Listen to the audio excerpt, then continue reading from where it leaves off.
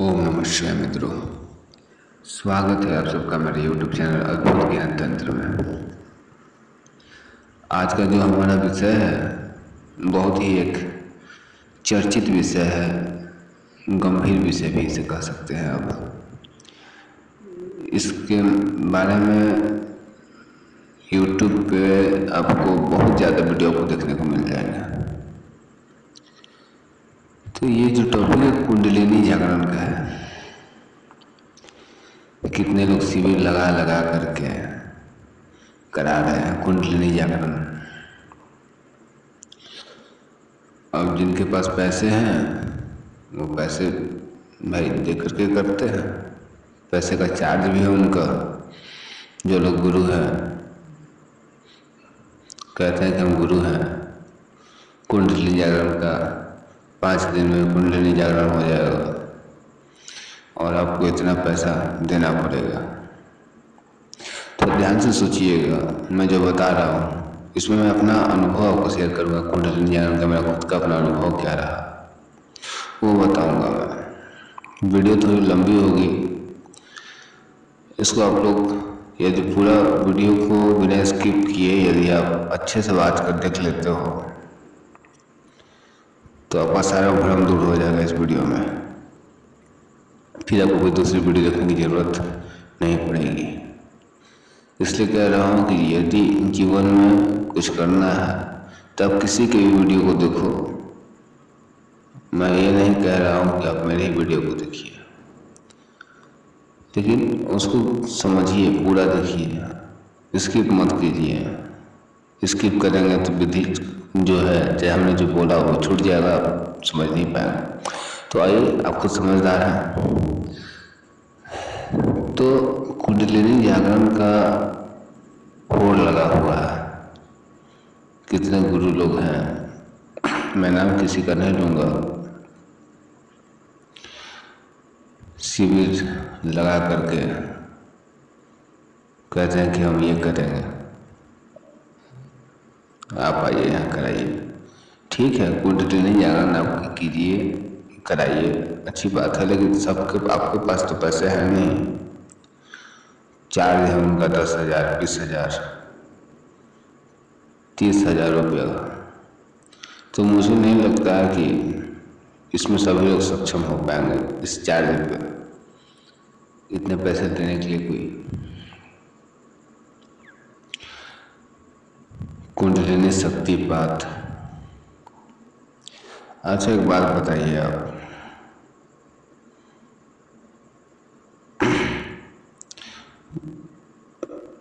एक आपको मैं उदाहरण के तौर पर बता रहा हूँ।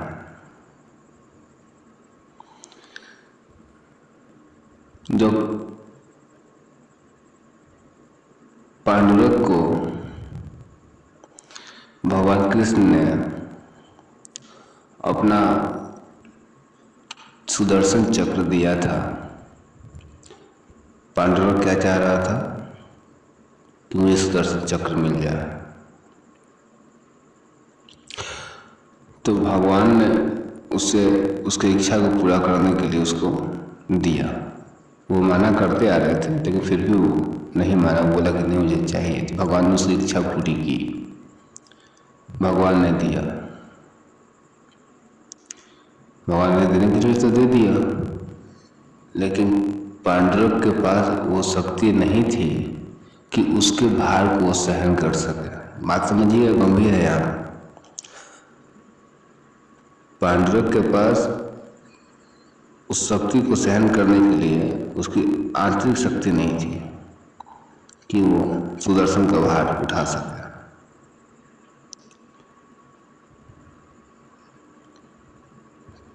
तो यही बात मैं कहना चाहता हूँ आप लोग को कि किसी कार्य को यदि आप हर रोज करते हैं, थोड़ा थोड़ा करते हैं, थोड़ा थोड़ा करते हैं, तो कार्य आपका सफल भी होता है और आपको हानि नहीं पहुंचाता। हानि इसलिए नहीं पहुंचाता क्योंकि आपने एक ही बार में नहीं किया, उसको धीरे धीरे करके किया। यदि आपको ठीक है, आपको पैसे चाहिए, आपको पैसे कमाने हैं, आप एक दिन मजदूरी करने के लिए गए, दिन भर खूब आप खटे, कोई बोला कि 2 घंटा और कर दोगे अब तो मैं आपको इतना पैसा दूंगा, आप उसमें 2 घंटे और खट लिए, ठीक है, आपको कुछ पैसे और मिल गए, तो ये बताइए कि पैसे तो आपने ले लिए, लेकिन जो आपको थकान हुआ, जो आपका शरीर का एनर्जी लॉस हुआ, तो आपको जाहिर सी बात है कि अपने एक दिन में मेहनत किया है उतना, उससे पहले आप उतना मेहनत करते नहीं थे, तो आपकी तबीयत बिगड़ेगी तो आपने जो कमाया है वो उसमें डाल देंगे आप। गलत कह रहा हूँ तो कहिए। इसलिए कहता हूँ कि किसी भी चीज़ को आप एक दिन में हासिल करने के लिए मत सोचिए, ये आपकी सोच ही आपको कुछ हासिल नहीं करने देती। जैसे ही आपके मन में ये सोच जमा हो जाता है कि मुझे एक दिन में सिद्धि मिल जाएगी, मुझे एक दिन में मुझे दिव्य दृष्टि प्राप्त हो जाएगी, मैं तीनों लोग का स्वामी हो जाऊँ, तो फिर पुराने जमाने के लोग बुड़बक थे ना, ये बताइए, जो ऋषि महात्मा थे वो बुड़बक थे, जो वर्षों तपस्या करते थे, किसी योग गुरु के पास जाकर के वो कपड़ा काट लेते है कि नहीं। मैं ऐसा नहीं कह रहा हूँ कि आप गुरु के पास मत जाइए, देखिए गुरु हर चीज में बहुत जरूरी होता है, बिन गुरु ज्ञान न हो जग में, गुरु बहुत जरूरी है हर चीज के लिए, हर क्षेत्र के लिए, लेकिन वास्तविक गुरु होना चाहिए, और जो गुरु वास्तविक होंगे उन्हें पैसे का लोभ नहीं होगा, पहली बात यहाँ ध्यान रखेंगे। श्रद्धालु जो भक्तगण हैं वो अपनी इच्छा से जो उनको दक्षिणा रूप में दे दें, असली गुरु का कर्तव्य है कि वो उसको स्वीकार करें।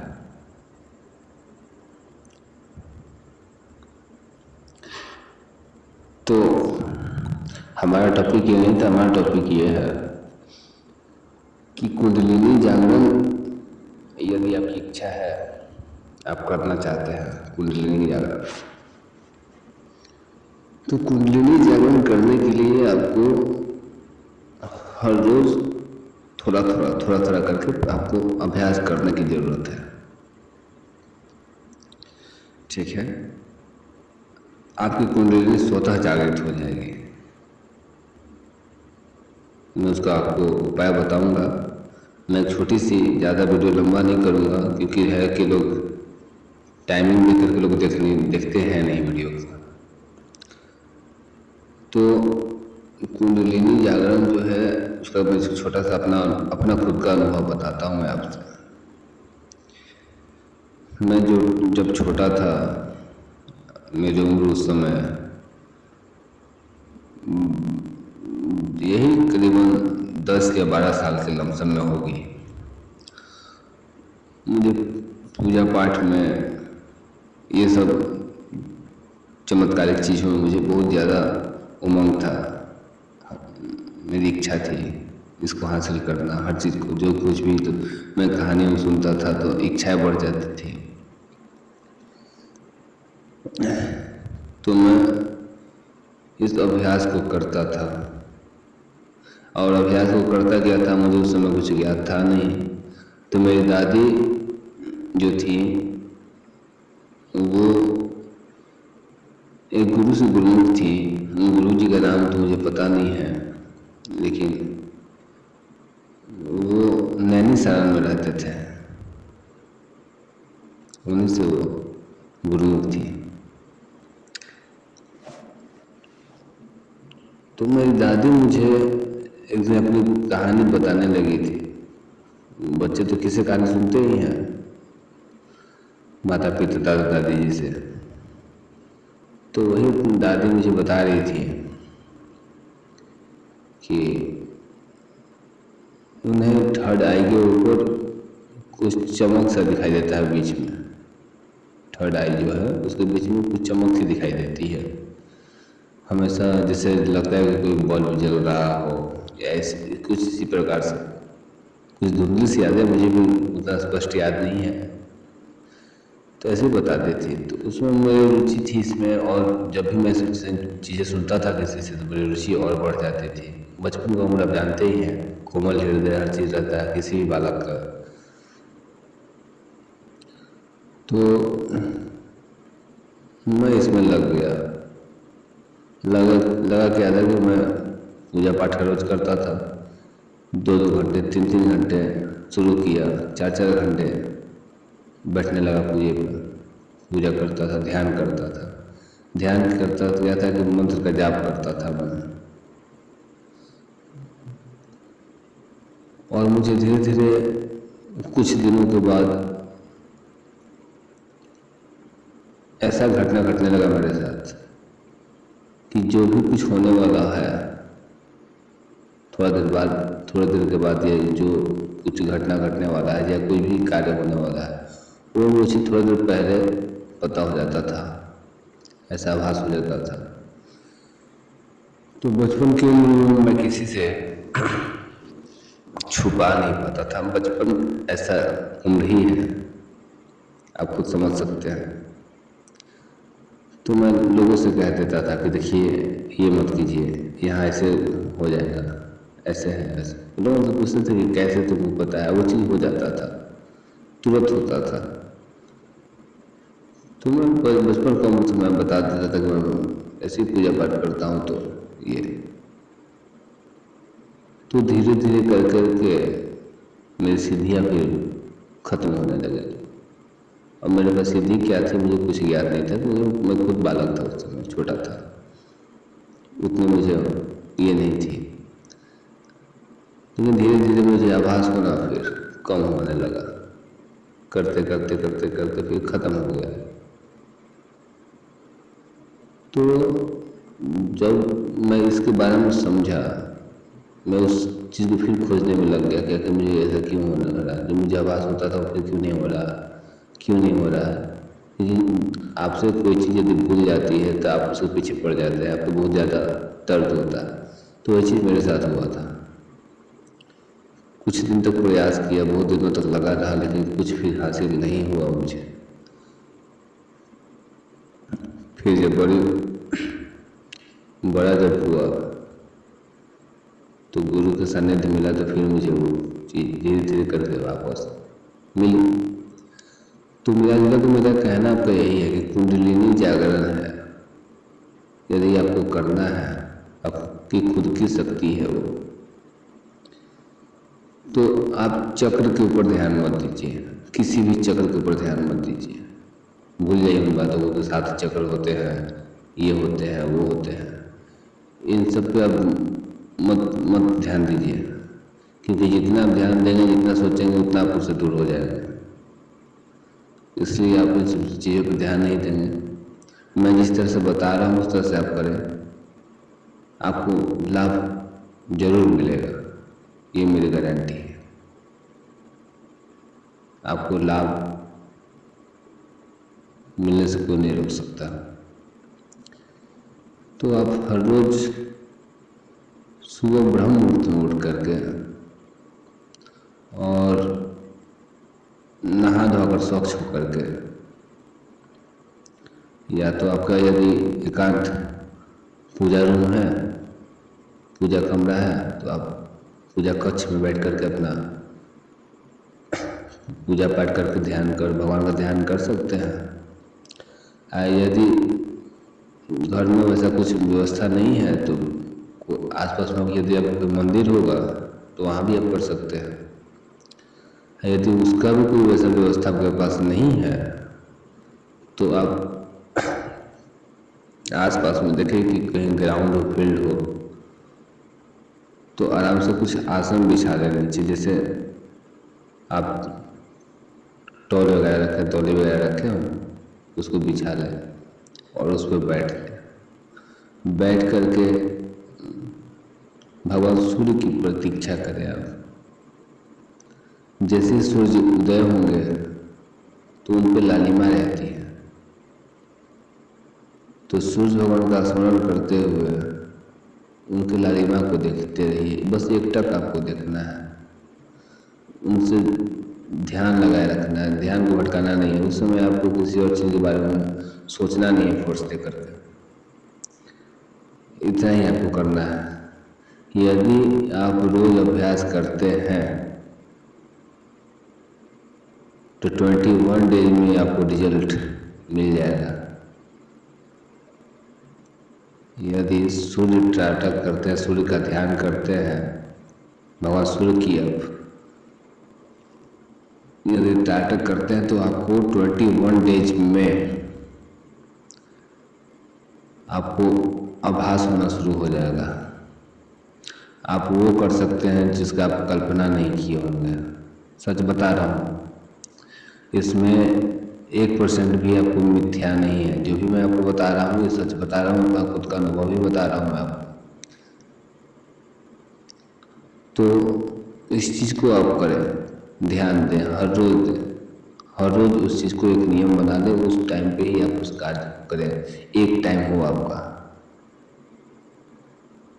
कि सूर्य निकलने से पहले आप उस स्थान पर पहुंच जाएंगे और अपना आसन बिछा करके आप बैठ जाएंगे और कुछ नहीं करना है। नॉर्मल सांस को ऊपर नीचे ज़्यादा फोर्स नहीं करना है, कुछ नहीं करना। जैसे नॉर्मल आप सांस अभी ले रहे हैं, अभी जैसे हैं वैसे ही आपको वैसे बैठना है। बस आप सूर्य भगवान को एकटक देखें। ये प्रक्रिया आपको 30 डेज करना है। 30 डेज आप कर लेंगे तो फिर आप कम से कम 10 दिन के लिए आप बंद कर देंगे। फिर इस प्रक्रिया को आप शुरू करेंगे और कंटिन्यू 3 मंथ करेंगे। क्योंकि जब शक्तियाँ आपके पास आएंगी तो उसको संभालने के लिए आपकी बॉडी को वैसा बनाना पड़ता है। एब्जॉर्ब आपका ऐसा हो कि आपका बॉडी उसको एब्जॉर्ब करे। ऐसा ना हो कि शक्ति आपको अचानक मिल जाए और आप ही ब्लास्ट हो जाए। ठीक है, तो ऐसा नहीं करना। धीरे धीरे किसी चीज़ का हासिल कीजिए। और इसमें वो शक्ति है कि आपका जो सातों चक्र है ना, जो आप सुनते हैं देखते हैं, चक्र तो वास्तव में होते हैं, लेकिन मैं इसलिए आपको मना कर रहा हूँ कि आपको इस पर ध्यान नहीं देना है। क्योंकि आप इसी में उलझ जाएंगे कि मैं कौन सा चक्र जागृत हुआ, कौन सा नहीं हुआ, मूलाधार हुआ कि स्वाधिष्ठान हुआ कि मणिपुर हुआ। तो इसलिए सभी चक्रों को ध्यान नहीं दे करके सिर्फ आपको त्राटक करना है। अपने भ्रुकुटी के बीच मध्य आपको अपना ध्यान लगाए रखना है। ठीक है, फिर आप वो कर सकते हैं जिसका आप परिकल्पना तक नहीं किए होंगे। जो चाहेंगे वो आपको मिलेगा। किसी भी घटना जो आपका भविष्य में घटने वाला है उसका आपको पहले ही आभास हो जाएगा। तो है ना कमाल की बात। तो यदि आप हमारे चैनल पर वीडियो देखिए, बहुत लंबा हो गया है, तो यदि आप हमारे चैनल पर नए हैं तो मेरे चैनल को सब्सक्राइब कर लीजिए। और यदि आप वीडियो आपको अच्छा लगे तो मेरे वीडियो को आप लाइक शेयर जरूर करें। ओम नमः शिवाय।